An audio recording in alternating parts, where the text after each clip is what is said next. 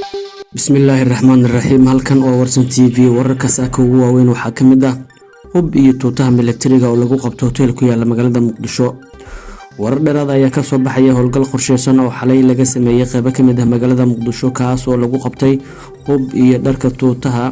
ee ay xirtaan ciidanka militariga ee dowladda Soomaaliya howlgalkan uu hogaaminayay gudoomiyaha gobolka Banaadir Yuusuf Xuseen Jimcaale Madaale ayaa waxa wajiga labaad laga sameeyay degmooyinka Hodan iyo Wadajir ciidamada ayaa gudaha ugu daatay dhowr xarumood oo ku yaala halkaasi kuwaas oo isugu jira hoteelo iyo goobo ay ku caawinayeen dhalinyarada xilliga habeenkii ah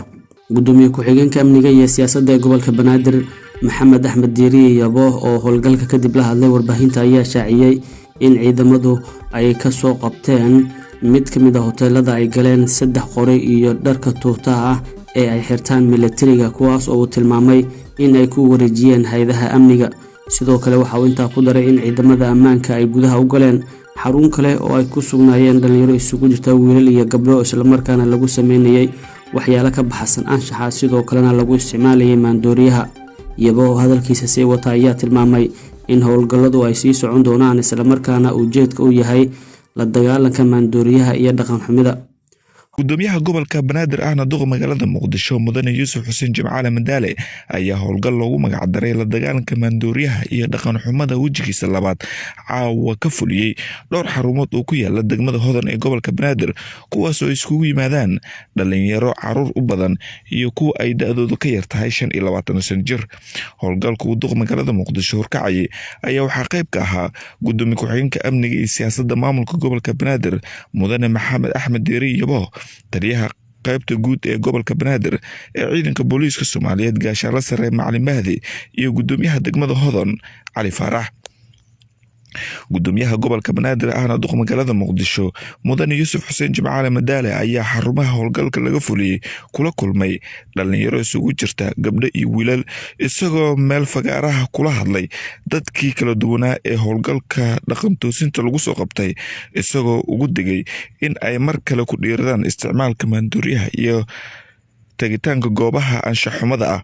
gudoomiye ku-xigeenka amniga iyo siyaasadda maamulka gobolka Banaadir mudane Maxamed Axmed Diiri Yabo ayaa howlgalka kadib warbaahinta la hadlay waxa socda habeenkii labaad howlgalkii gudoomiyaha gobolka Banaadir oo hogaaminayay hay'adaha amniga iyo gobolka Banaadir ay ka wada shaqeynayeen oo xalay ilaa caawa oo habeenkii labaad ah socda oo lagu tagayay goobaha magaalada iyo shacabka Soomaaliyeed intaba muddo dheer ay ka sheeganayeen culayska ku hayeen dhalinyaro fara badan oo kala duwan oo ay isugu timaado kuwaas oo isticmaala maandooriyaha noocyadiisa kala duwan iyo dhalinyaro iskugu jira gabdho iyo wiilal oo waxyaalo fara badan oo diinta islaamka ama dhaqankeena sax ku ahayn ama raaliba aysan ka ahayn lagu sameeyo lagu haayo meelahaas goobahaas xalay waxaan jirnay dhankaas iyo liido caawana waxaan ka howlgalaynay goobo fara badan oo awal maamulka gobolka Banaadir muddo dheer uu daraasad ku sameynayay oo dabagal uu ku sameynayo hay'adaha amniga iyo maamulka intuba ka warqabeen oo gobolka u diiwaan gashanaa kuwa kalena hadda ay dhiman yihiin caawa meelihii aan tagnay meel ka mid ah oo magaceeda la yiraahdo Saba waxaa lagu qabtay diriiska ciidamada militariga oo ka kooban 45 joog iyo dhowr qori ilaa 3 qori oo AK waxaana ku wareejinay oo markaas nala socdo howlgalka qayb ka ah taliyaha qaybta guud ee booliiska gobolka Banaadir ayaa lagu wareejiyay diriiskaas sida dareemaydiin meelaha qaar markii la tago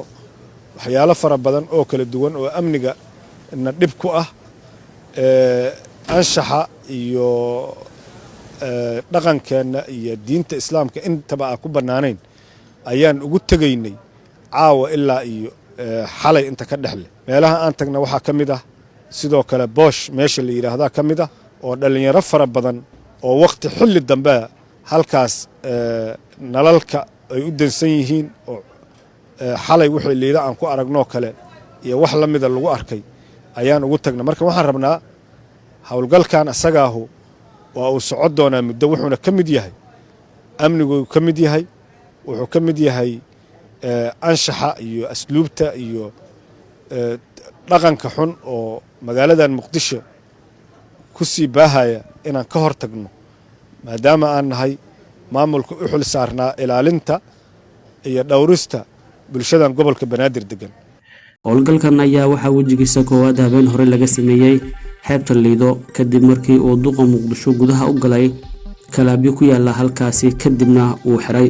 wararkii waa naginta